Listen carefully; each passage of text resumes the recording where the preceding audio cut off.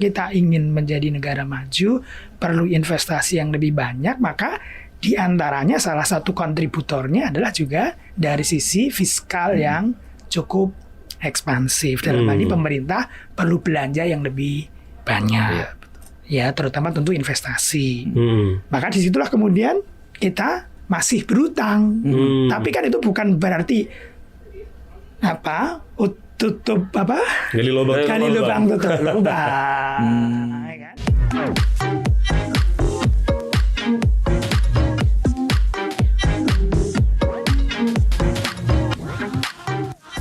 Berarti kalau mau difokuskan publik, harusnya jangan di utangnya aja, tapi gimana belanjanya itu tepat sasaran dan produktif gitu ya Pak ya? Tentu.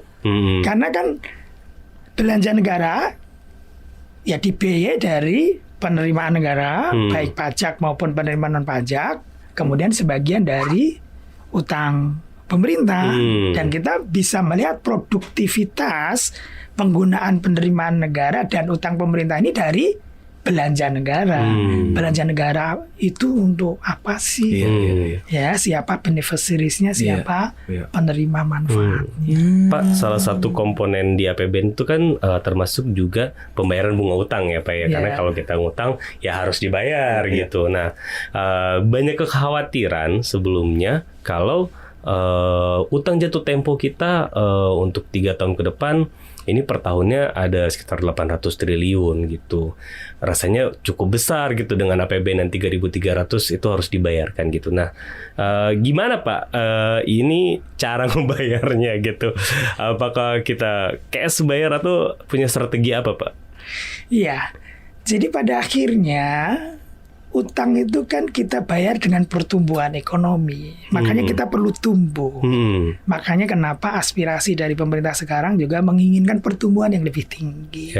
Ya, karena dengan pertumbuhan ekonomi yang lebih tinggi, size kita akan lebih besar, kemampuan kita membangun akan lebih besar, kemampuan kita ekspansi akan lebih besar, dan pada saat yang bersamaan tentu kita bisa memenuhi kewajiban-kewajiban kita. Ada yang bilang gini Pak, nih pertanyaan publik, pemerintah itu bayar utang lewat utang, gali lubang tutup lubang. Bahkan ada lagi yang lebih ekstrim, skema Ponzi lah katanya gitu kan, ini kayak bayar utangnya pakai utang yang lain. Mungkin Bapak bisa ngejawab sih Pak, apa sih Pak sebenarnya bagaimana menjawab anggapan bahwa gali lubang tutup lubang itu ya, meskipun katanya ada kayak misalnya profiling atau kita ganti utang baru dengan ganti utang lama dengan utang baru. Mungkin Bapak bisa jelasin ini kayak seperti apa sih Pak? Iya, maka ilustrasi sederhana kan sebuah company atau perusahaan yang tumbuh. Sebuah perusahaan yang going concern, sehat, tumbuh, ekspansi, dia akan menjadi lebih besar. Ya kan?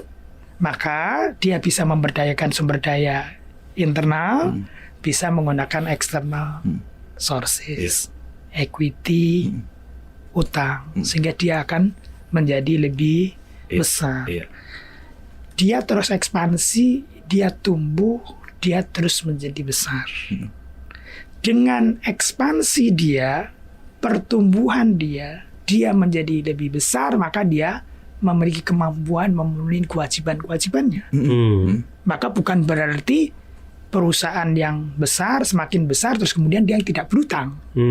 Ya kan? Maka sekali lagi kembali kepada depan tadi, maka kan yang digunakan kan indikator-indikator kesehatannya, debt to equity ratio-nya seperti apa, DSCR-nya seperti apa dan sebagainya. Bukan berarti kemudian dia udah saya berhenti yang utang aja karena dia terus ingin lebih besar. Kita sebagai negara kan juga demikian ya. Jadi karena kita ingin terus tumbuh, kita ingin mengejar ya capaian-capaian yang lebih besar, kita ingin menjadi negara maju, perlu investasi yang lebih banyak, maka di antaranya salah satu kontributornya adalah juga dari sisi fiskal yang cukup ekspansif. Dalam hal ini pemerintah perlu belanja yang lebih banyak. Ya, terutama tentu investasi. Maka disitulah kemudian kita masih berutang. Tapi kan itu bukan berarti tutup apa? Gali lubang. Gali lubang tutup lubang, ya kan? Karena kita melakukan utang baru untuk melakukan investasi, melakukan ekspansi, kan gitu. Sehingga kita juga lebih besar, kan gitu. Pak, tahun ini utang jatuh tempo rame juga tuh kemarin tuh Mike. Berapa utang jatuh tempo? Sekitar 800 triliun. Sekitar 800 triliun, Pak. Itu jatuh tempo berarti harus dibayar apa gimana, Pak? Gimana cara bayar tuh, Pak?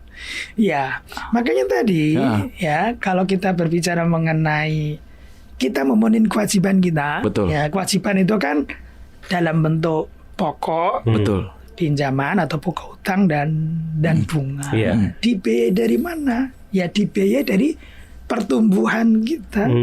Dengan kita tumbuh, ekonomi kita tumbuh, negara kita lebih besar, size-nya lebih besar, pendapatannya lebih banyak, ya bisa aktivitas lebih besar. Kemudian kita memiliki kemampuan untuk memenuhi kewajiban-kewajiban kita. Berarti masih bisa dibayar ya, Pak? Kalau nggak bisa dibayar, ya utang yang baru nggak mungkin ada yang beli kali gitu ya, Pak? Maksudnya gitu ya, Pak ya? Ya, kalau kita nggak bisa bayar utang ya kita nggak bisa utang lagi.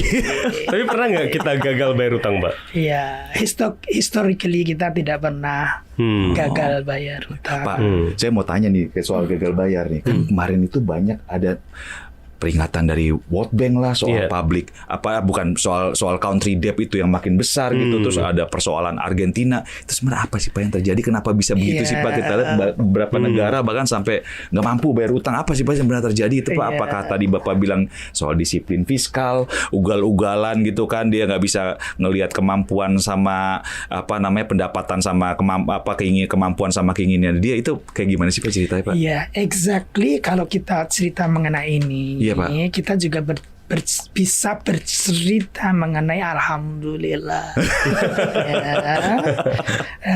pengalaman Indonesia yang sangat baik. Iya Pak. Ya, jadi setelah COVID, ya di antara masalah banyak negara, bahkan tidak hanya negara berkembang, less income countries atau negara berkembang, bahkan tidak sedikit dari negara yang maju, memiliki masalah baru, what you call public debt, ya, utang pemerintah yang besar, membesar dan kemampuan bayar mereka terbatas, ya, sehingga bahkan ketika di tengah-tengah COVID, salah satu inisiatif dari G20 adalah melakukan moratorium utang bagi negara-negara low income countries maupun negara berkembang. Artinya apa tuh Pak? Dia nggak ngasih utang lagi si G20 moratorium dalam pengertian mereka dibebaskan dulu untuk membayar kewajiban utang. Pemutihan sementara gitu ya. Agar yang seharusnya digunakan untuk membayar kewajiban utang bisa digunakan untuk membiayai COVID, ya kan? Indonesia itu tapi nggak termasuk ya Pak? Di tahun 2020 ya, di tahun 2020 itu G20 inisiatifnya namanya DSSI ya. Jadi debt services dari banyak negara itu di moratorium. Ya, kemudian setelah itu dilanjutkan dengan inisiatif Common Framework G20. Ya. Kemudian even setelah COVID selesai, karena banyak negara ini akumulasi utangnya sangat besar, kemudian menyebabkan kapasitas mereka menjadi terganggu. Ya. Tapi alhamdulillah itu tidak dialami oleh Indonesia. Dan bahkan Indonesia salah satu success story bagaimana menangani COVID, tidak saja dari sisi kesehatan, tapi juga dari sisi pemulihan ekonomi dan dari sisi fiskal. Ketika COVID, kita mengeluarkan Perpu nomor 1 tahun 2020 yang memungkinkan kita punya defisit lebih dari 3% selama 3 tahun, 2020 sampai 2022. Even ya di tahun 2022 kita sudah bisa melakukan konsolidasi fiskal yang lebih cepat.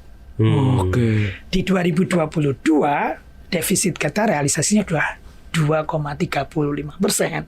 Sudah kembali di bawah 3%. Meskipun pada waktu itu secara APBN-nya masih 4,85. Di 2022 itu APBN-nya kita defisit masih 4,85. Tapi realisasinya lebih rendah. Mampu realisasi 2,35% yang sudah kembali di bawah 3%.